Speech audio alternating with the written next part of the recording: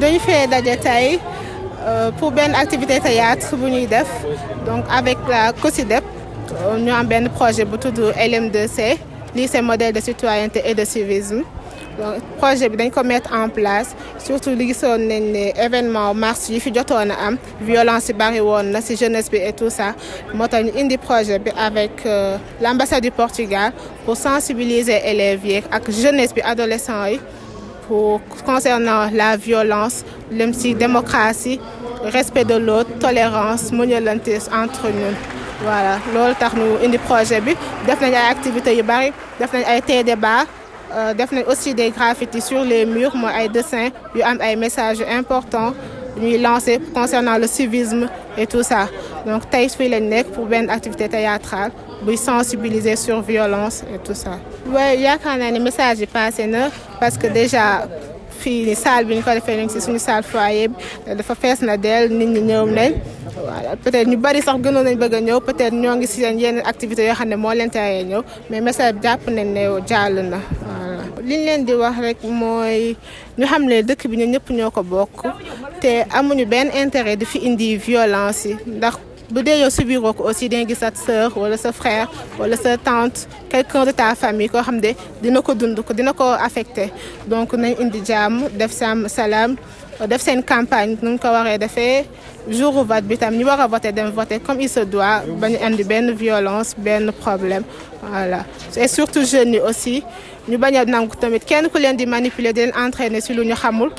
aussi ñoom tamit ñu xam ne ñun ñooy ndawu ëllëg yi ne war a jiite réew mi suba kon nañ ñu pousse ci jàng ci ut xam-xam au lieu ñu ñuy pousse ci leneen la. La conseillère pour la coopération et la culture à l'ambassade du Portugal au Sénégal. Je m'appelle Mathilde Stoller. Je suis ravie d'être ici aujourd'hui au lycée. Bon, je vous explique. Le Portugal financie des organisations de la société civile. Nous accordons grande valeur à la société civile. Nous prioritisons l'éducation pour la citoyenneté mondiale. La COSYDEP vient d'assumer un projet que nous avons beaucoup apprécié, un projet sur l'éducation pour la citoyenneté mondiale où l'idée c'est de faire apprendre aux élèves les valeurs de démocratie, de civisme, de citoyenneté dans 5 écoles publiques à Dakar. Donc c'est ça que nous sommes ici. L'idée c'est de faire apprendre les élèves de manière ludique, de manière amusante. Et je pense qu'aujourd'hui c'était un cas parfait de cet exemple. Bon, ça fait partie du projet. Peut-être je laisse COSYDEP parler sur la manière comment ils ont choisi le lycée. Mais je pense que l'idée, c'est de choisir des écoles publiques qui représentent le Dakar, mais dans le centre et aussi le banlieue. Mais je laisse à COSYDEP pour réfléchir. waaw tey dañ fi dajee ci suñu projet bi ñu tuddee LM2C mooy ay lycée yoo xam ni dañu bëgg a jaaree ci ñoom. pour wane nan la nit nan la askan wi nan la xale yi war a taxawee suñu bëggee suqali suñu réew ñu tuddee ko donc citoyenneté ak civisme moo ngi jógee nag ci li nga xam ne ñun ñëpp gisoon nañu ko daaw bi école bi tëj te ñun ñëpp ñu ñaawlu woon ko mooy ay xale yoo xam ni dañ doon jàkkaarloo di gaañante gis nañ sax ay xale yu doon taal seen tenue lakk seen tenue ay xale yoo xam dañ doon ñëw sax ba li ñu war ak seen i ñi leen di jàngal matewuñ ko ndax mag ñu doon nañ wax ni taalibe moom li ko war mooy tarbiyu sëriñam te gisoon nañ jikko yi nga xam ne moom la xale yi doon def ak seen i jàngalekat ñu ne kon loolu nag bu ñu ko gisee ku nekk war nga si jéem dara COSYDEP ànd ceeg partenaire am mooy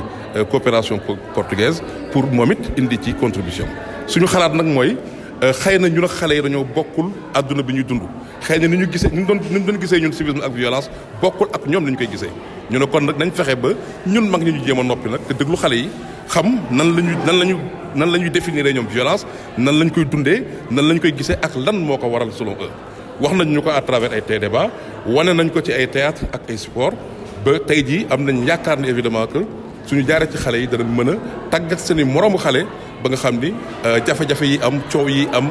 bañante beeg gaañante bi am mën a génn ci suñu réew parce que suñu ngëm-ngëm ñun ñëpp ak lycée bi ak partenaire bi mooy Sénégalu suba ki kay tabax moom mooy xale yi kon nag war nañoo jël suñu xam-xam suñu doole ak suñuy valeur ak suñuy ngëm-ngëm yëpp jébbal leen ko tey nag am nañ ci yaakaar ndax gis nañ li ñu xale yi won gis nañ ni ñoom ndekete am nañ compréhension bi war ci civisme ak citoyenneté et donc buñ ko lalalee ndànk-ndànk xëy na danañ dem ba fii ak ñaari at juróomi at fukki at dootuñ ci waxati mbirum non violence duñ ci waxati ay problème incivisme yi nga xam la ñu seetlu fii ci biir réew mi. ñëw nañ tànn aussi xam nga projet moom malheureusement waxtu bi dafay yem ensuite mënuñoo dem fépp